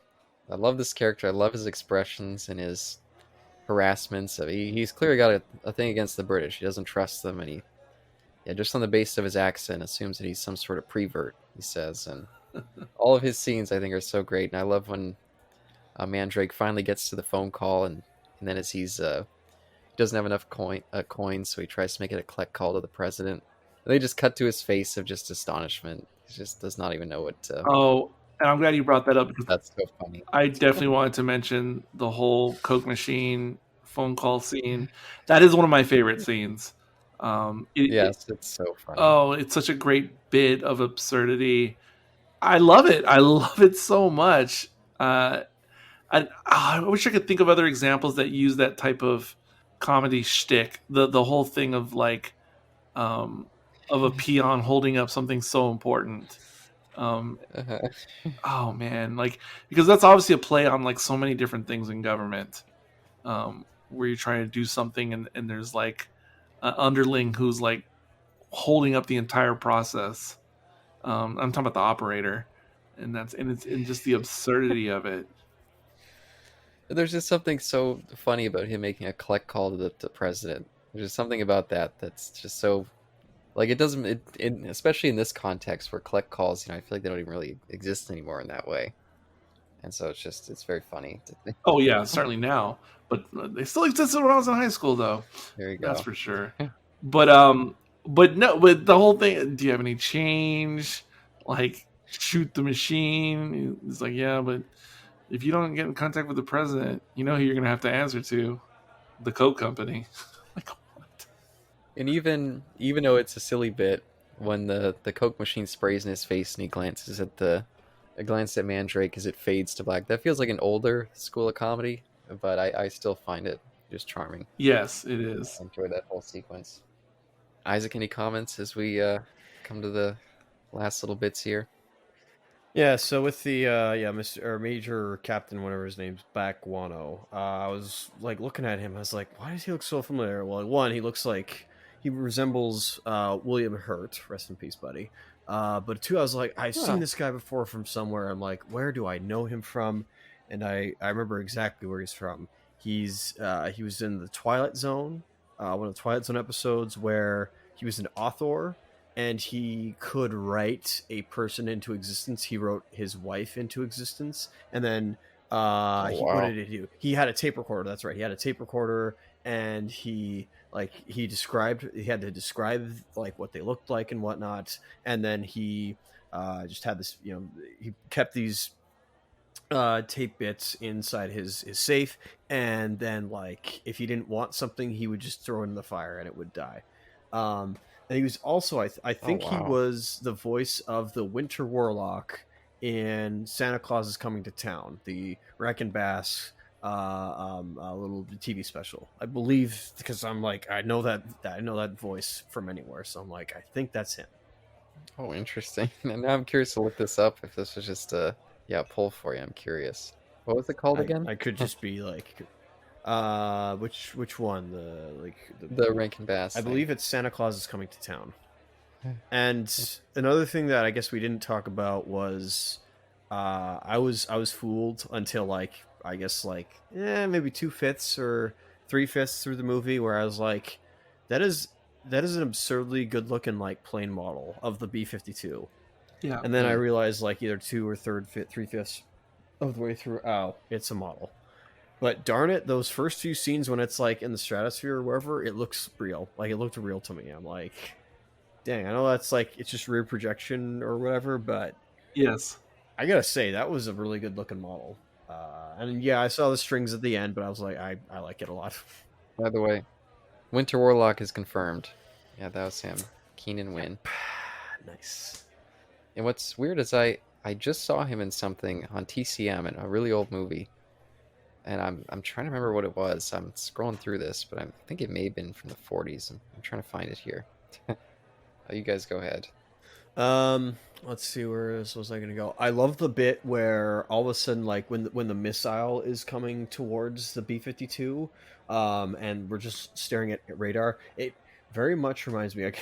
I gotta gosh, I don't know if this is like they took inspiration from this or they just thought of it for the movie itself. But I was definitely thinking of Pat Labor 2 again. One day, Caleb. One day I'm gonna finally show you like what's There you going on go. there, because that'll definitely be the reference I Can't keep wait. bringing up. But like, yeah, What's then Pat Labor 2? what's Pat Labor 2, or like the connection to Pat Labor 2?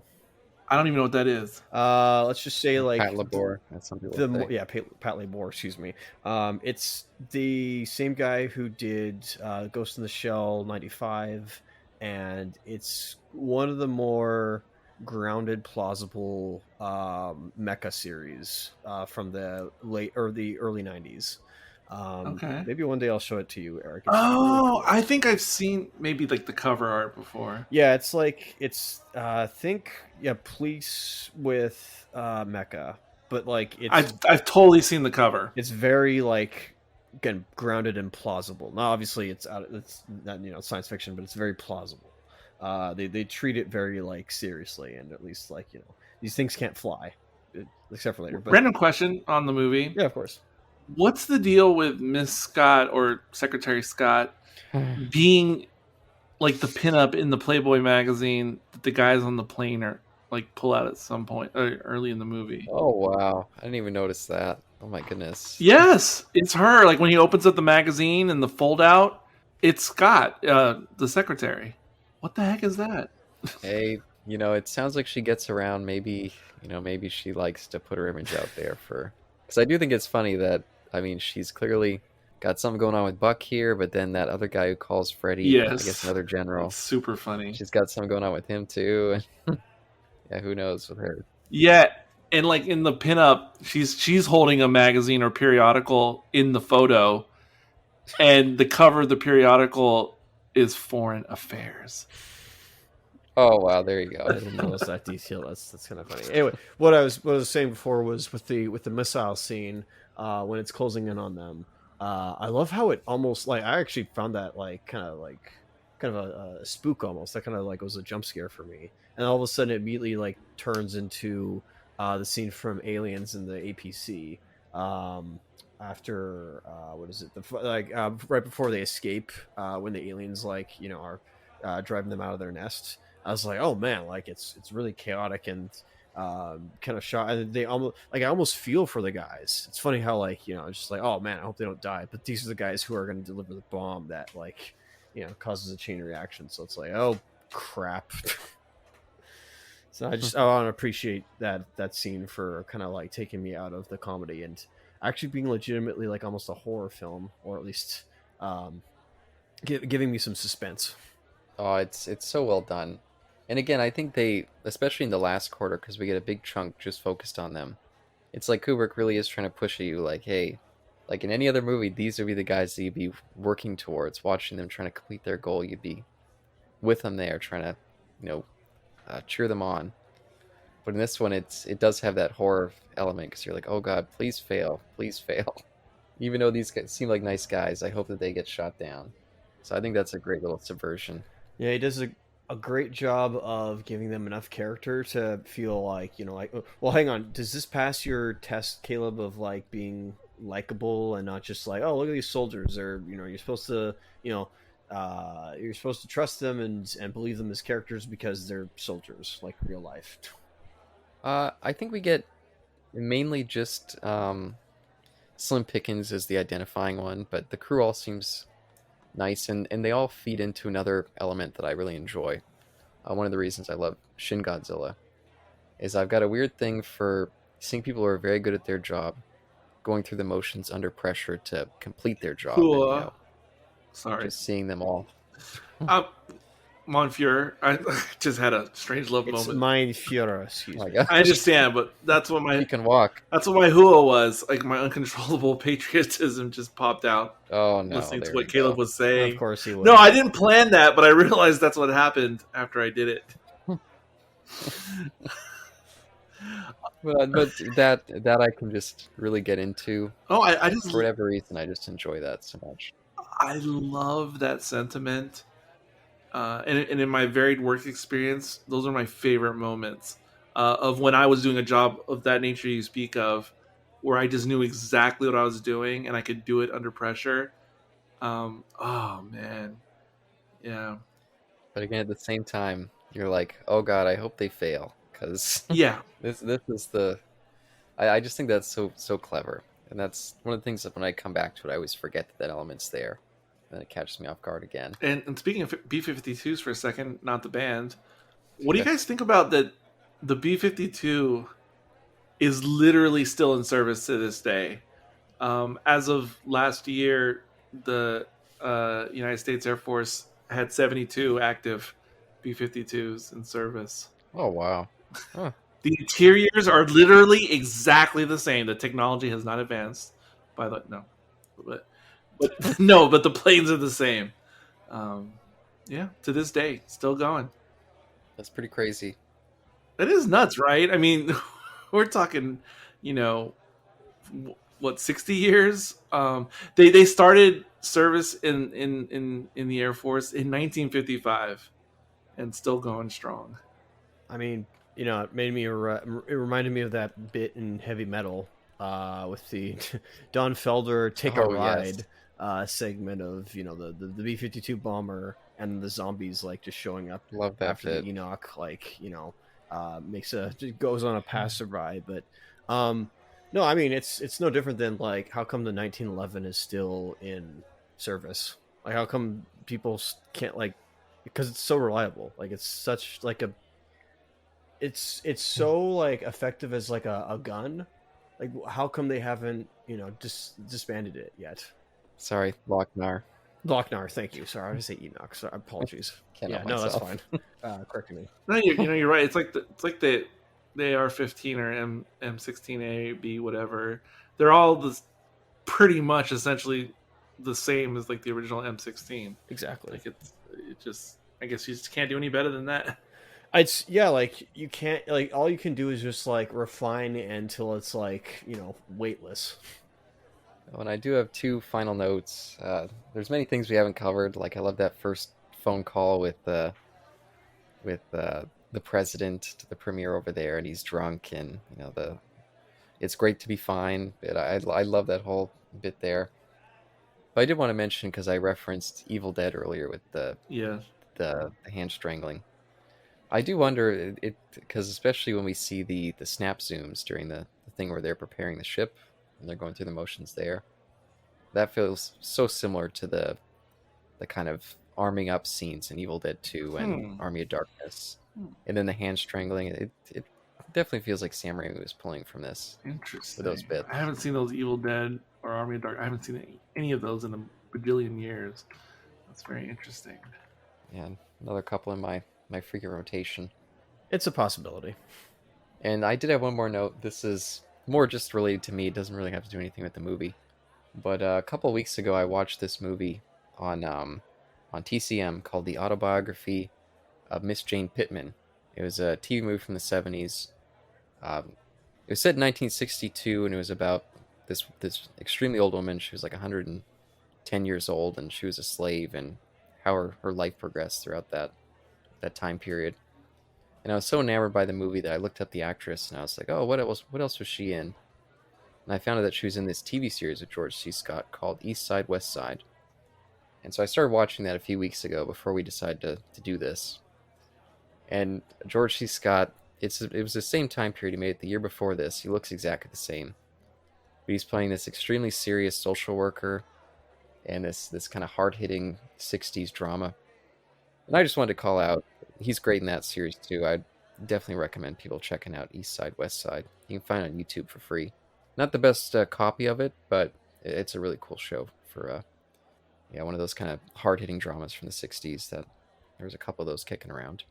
There's apparently a thread on Reddit that says that the syndrome that Dr. Strangelove has is a neurological syndrome called the alien hand syndrome. And someone in the thread definitely mentions Evil Dead. There you go. Yeah, no, that scene's just so insane. I love the ambassador in the background. He can barely keep it together. He breaks a couple times, and it's just so kooky. And when he gets up at the end and he can walk suddenly, it's all gone insane. Was the bit when George C. Scott's character like tumbles down? He is like, he falls, I guess, on his feet, and he just like recovers quick. Was that? Do you think that was like part of the scene, or was that just improvised? I don't know. There's something about the way he springs up and he like stands in this very arch position. He's pointing up at the big board. That makes me think it was improvised. It looks that way. And I also love the fact that at the end, after Strangelove gives to both the ambassador and the president the whole eugenic spiel in the mines, I love how Scott's character just cannot like he doesn't it doesn't matter if it's like the crisis is averted, not really, but like or at least no, the crisis is not averted, excuse me, but as soon as like the idea of like mines, aka Fallout, like I see where the Fallout series got their ideas from. No, of course not, they probably had this from other ideas, it came from other many sources, things. but I could not I think help Wasteland, the video game from the 80s, was a big influence. I think you're right on that. But obviously, this is like all I could think of at the end was like Fallout when he started saying like, "Oh yeah, underground mines." I'm like, "Oh, and nuclear silos will provide power for us." I'm like, "Yeah, this is Fallout." Of course not. But anyways, as soon as Scott like overhears this whole idea of like a new environment they have to adapt to, I immediately was he just immediately switches to like, "Oh, those Ruskies are they're gonna like get at us, and they're like, we got a plan." The mine shaft gap. And it's like he immediately is just like his normal self again. It's just like, I see. Yeah. I do love the first time we see Strangelove and he like creeps in from the shadows. We're like, what do you think about this? And we see George C. Scott in the corner just listening about the doomsday Device idea. And he leans over, he's like, that Strangelove name, like, what is that? And he seems like he really likes him. He's like, this guy seems like he knows what he's talking about. He has this little a crowd by any other name bit. I don't know. I think it's funny that he immediately sees a similarity in that guy. Oh, yeah, did you mention, I'm sorry, I'm looking at the hand scene right now, that the ambassador almost breaks character? I noticed that. Yes, he I saw does. that. Yeah. He does. I know. He's not the only one, too, but it takes... Yeah, you got to be looking at them. Yeah, I was never aware until just now and after you said it. According to the internets about the George C. Scott fall, this wasn't a scripted gag or even an improvised one. George C. Scott's fall was a genuine accident. I was right. But he played it off so well that Stanley Kubrick assumed he was in character the whole time and decided to leave it in the movie.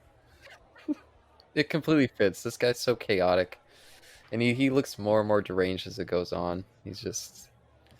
Yeah, no, it's I can't say enough. I mean, I've already mentioned this, my favorite movie. I think just so many elements, just so amazing. Yeah. And it's one of those movies that, it's my regular rotation. I just can't get enough of it. Every time I watch it, I'm never getting bored of it. Yeah, if we're doing like final reflections on this movie, yeah, it was, and I don't want to speak about, because we'll get to them, Kubrick movies that come after this, but it's got to be on my list of most unexpected turnouts. Like, that first time I watched it, I could never have possibly seen this coming. Um, and it is, and it's so unique. I wish someone could come up with like movies most similar in terms of dark comedy or satire as 'cause I'm not sure what those are, but I'm sure there's some out there. Um, it's so incredibly unique. It's so like unlike anything else. It's got to be one of the most unique black and white movies, especially. Um, and and I'm just so surprised that Kubrick never ever made anything that felt quite like it ever again.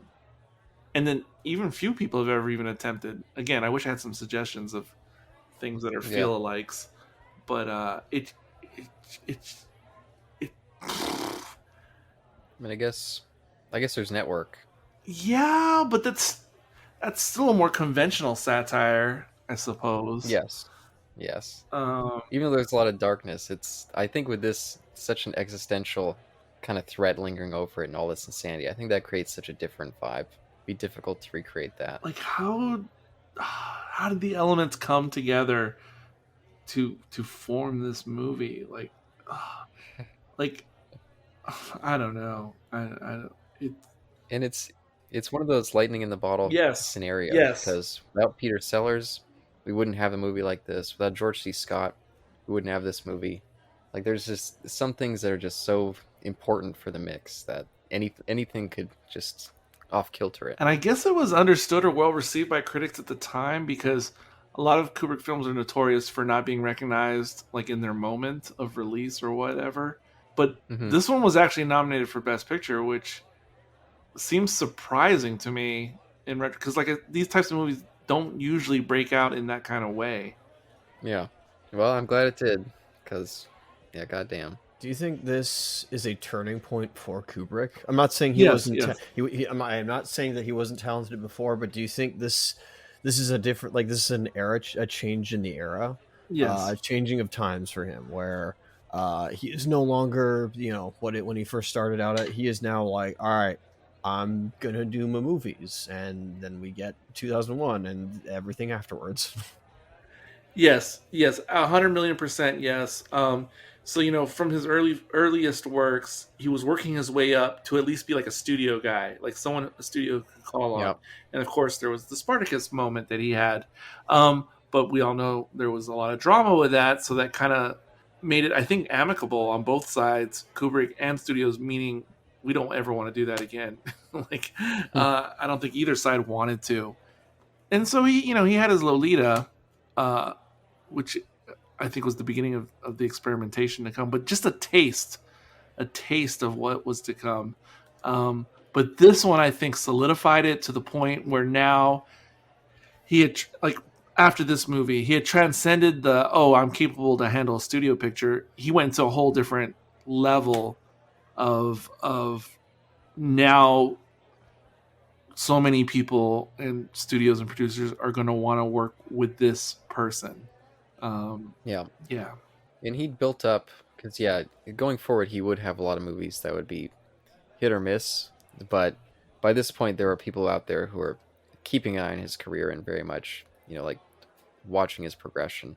He'd already built up his cult audience. So that would help him going forward. Like if he was Nolan, this would be like his Dark Knight. If he was Hmm. Villeneuve, I think this would be like his Sicario moment. Whereas those guys had also done big studio pictures prior to their moment, but then once those respective pictures arrived, it was like, okay, no, this person's in a whole different league. Yeah. But I guess, yeah, did you give your kind of final thoughts? My final thoughts is I definitely want to go and rewatch this one again because Nice. why not? I highly recommend this to anybody who's never seen it, or if you haven't watched in years, go back and watch this because There I you go. think this is both a cautionary tale and a genuine good comedy, and one that Caleb can definitely add to his list of comedies, unless he doesn't believe this to be a comedy. Like you put this before, like you put this as like a drama film before comedy, but I'm assuming you probably put this as a comedy first. No, this is the kind of comedy where sometimes I have to pause it just because I'm in pain from all the laughter. Any scene where any scene where Strangelove is on the screen, I just can't keep together the entire scene, and even after the fact, I'm still going and going.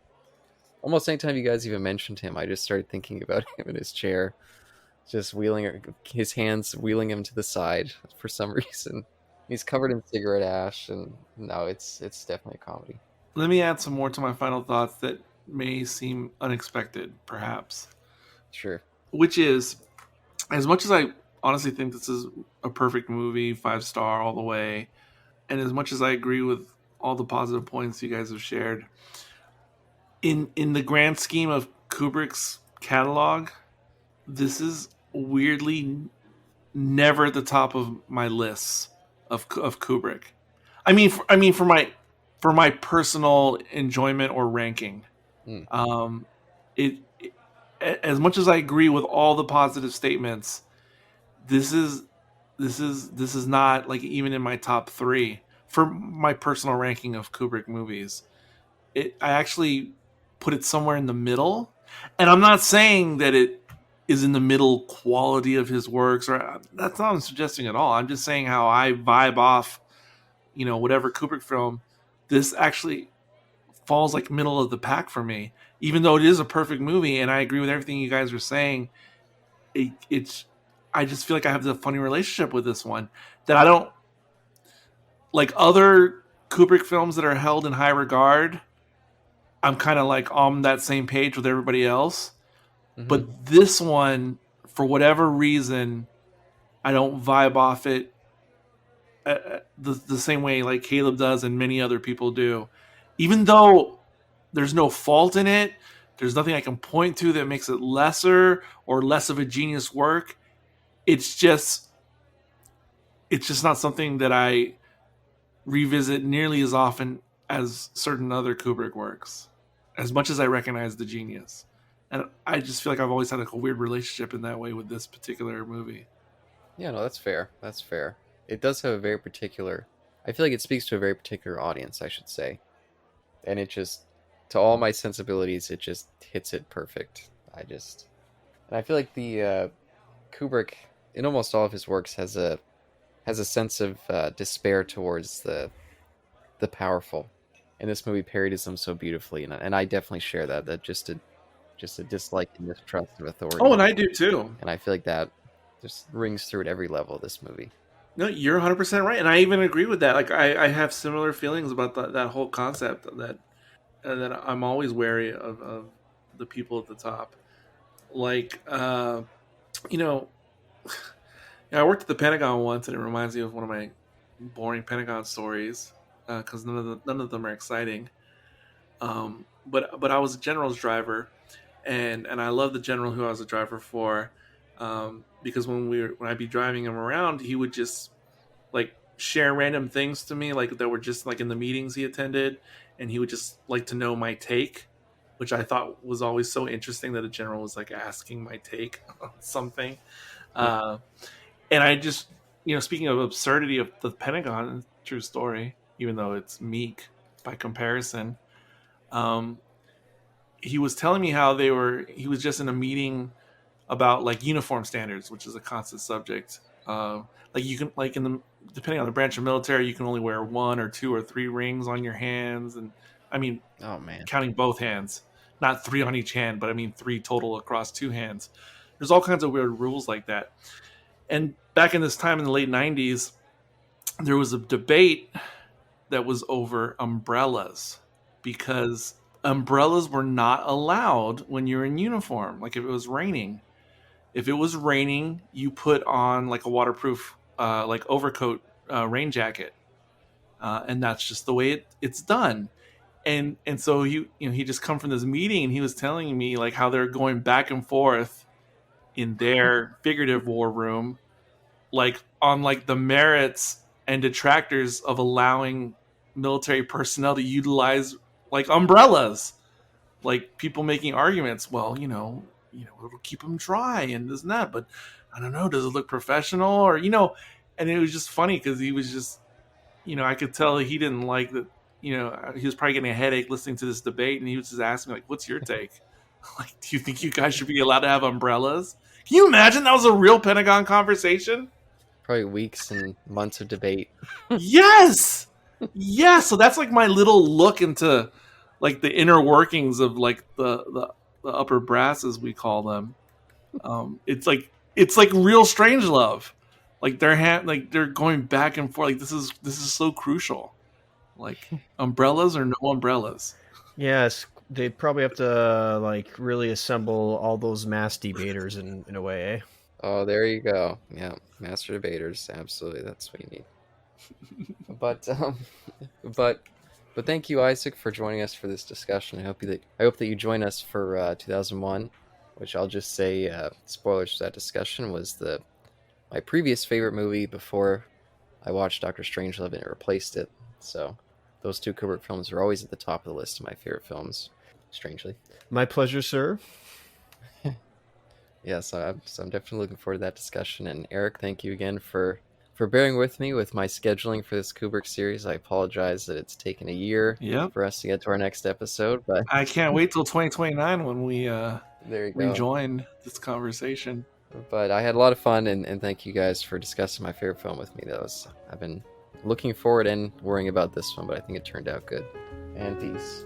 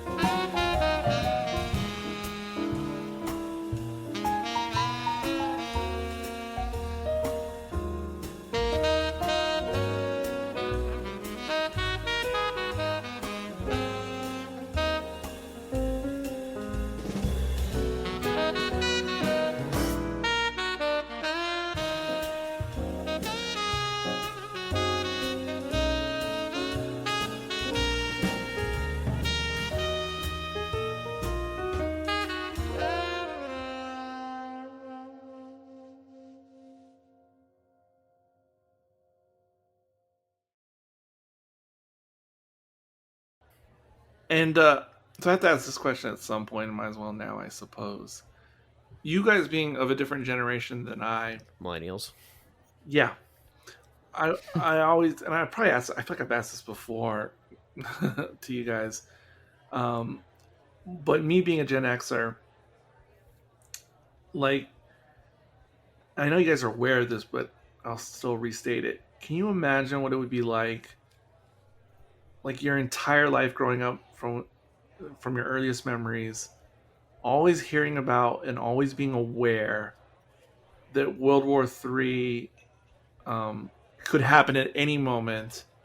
That it's just like this ethereal threat that's just out there, and it's always there no matter what. And everything you saw, like in television and movies and popular culture, like always referenced it like your entire life until the Soviet Union fell. Um, like I don't know. Can you guys, and you guys are getting a taste of it now with like the current Ukraine situation. And I don't know how you guys think about that. If it like if you think that could possibly happen now, that some type of nuclear event or warfare could break out. Like I don't know if that seems real to you in the present or not, but what do you guys think about that? Like us, thousands, millions of children growing up under that shroud. Yeah, it's pretty kooky. Pretty kooky. Ripe for farce. Just the insanity of that. Like, we would just have to like keep going. Like, I speak that truthfully. Of like, if we're gonna just, I think probably South Park's, made fun of this to death. But like, if it's gonna keep happening, then why continue to exist? I mean, Damn. if we're being utilitarian and realistic, it's like, okay, you could just like commit suicide not out of desperation and like cynicism, but just like if you don't want to be here, just do that. But like, please don't. Just understand what I'm saying. Well, And two, Like Jack the Ripper. Jack the Ripper. But two, uh, what can I do? How can I, like, I don't want World War III to happen. How can I prevent World War III from happening? You can't. What am I supposed to do? Just like, sit there and act like a drone? Like, I don't want World War III to happen. I don't want anybody to die from this event.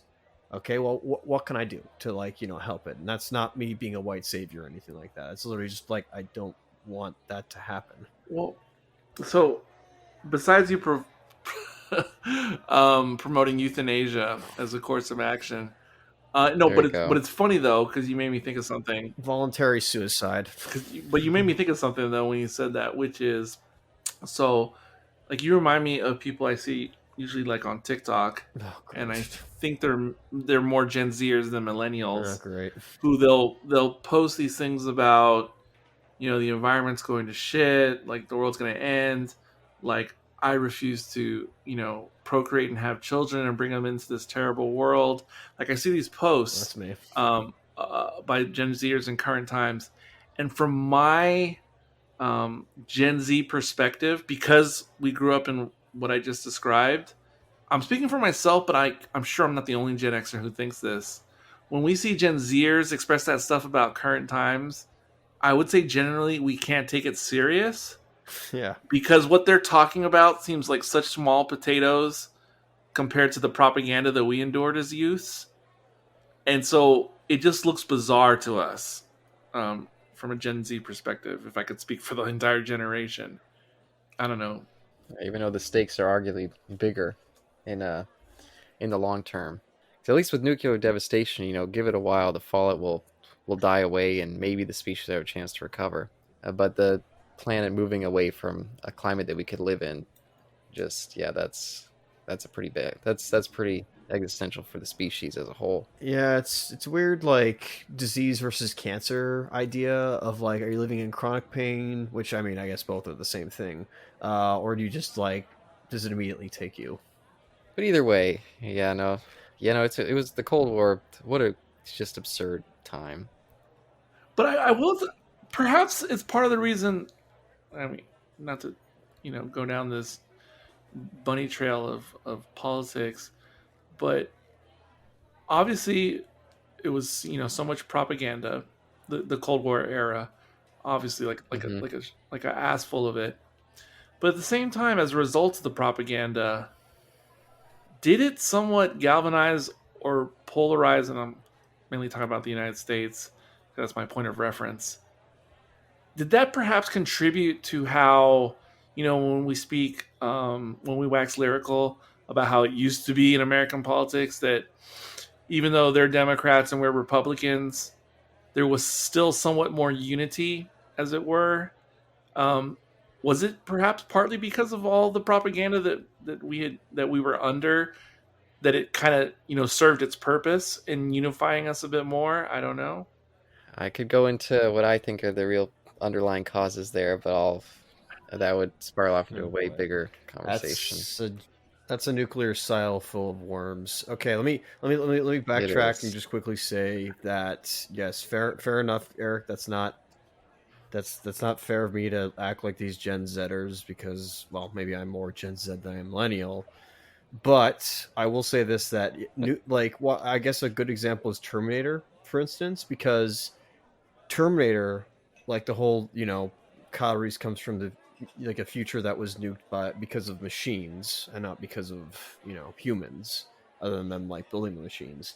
That probably reacts differently to you guys, of you Gen Xers, than us millennials and below, where it's like, we just, oh yeah, it's that classic movie, right? Whereas there were some people who probably watched Terminator in 1984 and went, "Oh golly," like, other than, like, the time travel stuff. Oh, this is, like, getting too close to home. And Yeah, or the Terminator 2, the scene with everyone just getting annihilated on that yeah, playground. I'm sure that sat differently for different yep, generations than us. Absolutely, absolutely. But I mean, it was that stuff. It was all the Mad Max stuff that just seemed like, yeah, this is very feasible, very plausible. Um, like, all that stuff. There was another one that was just in my mind. Like something like Red Dawn. You could almost imagine that being real in the 80s. Like, it's almost Hmm. like this could happen. Like they're like gonna like reach our shores, and we're gonna have to like band together as like militias. Like, it seemed plausible, and of course I'm speaking from a point of view of a youth. I don't know what someone 30 years old in the 80s thought of Red Dawn, but as a young person I was like, yeah, sounds legit. Yeah, and I'll also say, and maybe this is just me and at least among me and Isaac, but someone who grew up seeing so much Cold War material as a kid, not having the internet or really understanding the political context I was living in then. Something like the Clint Eastwood movie Oh Firefox. I yeah. used to watch that a lot, and that disturbed me. I was like, is this what the world would look like if the Russians win? Because I guess I thought the Cold War was still going on. But that movie made me terrified of Russians, and Red Dawn as well. Oh man, Some of the other ones. Firefox was like Top Gun on speed. Like, I mean, like, because like Top Gun's more grounded in reality. Then obviously, like, Firefox is like a more um, fanciful take. Yes, But man, it was cool as hell. it was. It was great. Oh, I mean, being like a kid in school and like, oh man, Firefox, hell, fucking yeah, like that was such a like that's a real American hero, man. Someone going like behind enemy lines and like this superior tech. Oh, you guys don't even know what kind of '80s hard on I can have now. Like thinking Oh, back to that.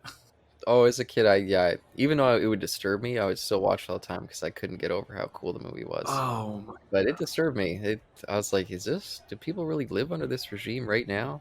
Again, not understanding that it ended many years before, And but not to mention the other movie that I associate Strangelove with from the '80s, but like War Games, and mm. that also seemed plausible. Like, because we thought in the '80s that computers could like do anything, potentially, and we're like, yeah, yeah, this sounds legit. Like, this computer program absolutely could take over the nuclear arsenal, and we're all done. Okay, well, I guess we should start winding this down. It's getting unwieldy. So let's I definitely don't want to deny your like your generational trauma, because that is definitely something that exists in every generation. So I can't. Mm. Okay. I gotta be of too much. I gotta be aware of, like, the consequences of what I'm about to say and all the other actions. Well, I'm about to say, but just like Oh just no, no, Well, no. you've already spoken about euthanasia. How are you going to top yeah, that? exactly. Yeah, just cancel me already. Like, I know it's awful, and you'll sound like, oh, these kids don't understand. That's every generation, Eric. Every generation is gonna, like, they will never understand. Like, they will never understand what They always the do. previous, like, Yeah. what the previous generation's trauma was. No, I. Of course, that's true, but at least looking back at, let's say, approximately the last 115 years Yep. in particular, or even last 150 years, um, in North America, I think there's legitimacy though. Um, like it's legit. Like, things were certainly worse if you're growing up during the Western expansion. And like the mortality rates of just trying to survive in the unsettled West. Fast forward World War I, fast forward World War II, and the Depression. Like, I think those older generations had like legitimate, like, there was legitimacy to what they were saying, of the difficult times that they experienced, and a lot of it has to do because of technological advances and quality of life that Yeah. has happened. So I think there's legitimacy because, um, I think even if it was manufactured, the fear we lived under when I was a child was just insane. Like, you couldn't even comprehend it now. So I think there's legitimacy to our argument. But when I used to hear people who grew up during the Depression and World War II, and they would talk about it, I would just sit there and try to be humble, because I was like, yeah, that's way worse. Or if you had like ancestors who were like fleeing Europe or something during those conflicts, and like gave up everything, yeah, I would just yield to them. But I think yeah, I mean, it was bad, It's always been bad. but not as bad now. But yielding to one person's trauma doesn't mean make your own trauma invalid at that Yeah, I'm point. not saying that either. Because I mean, of course, many millennials as kids had to go through, the big economic collapse that affected many different families, including my own.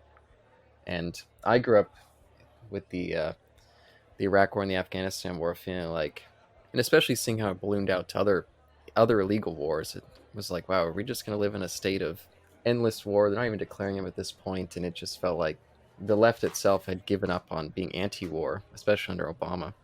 They're just like, oh, I guess now we're just in the era of perma-war, never ending.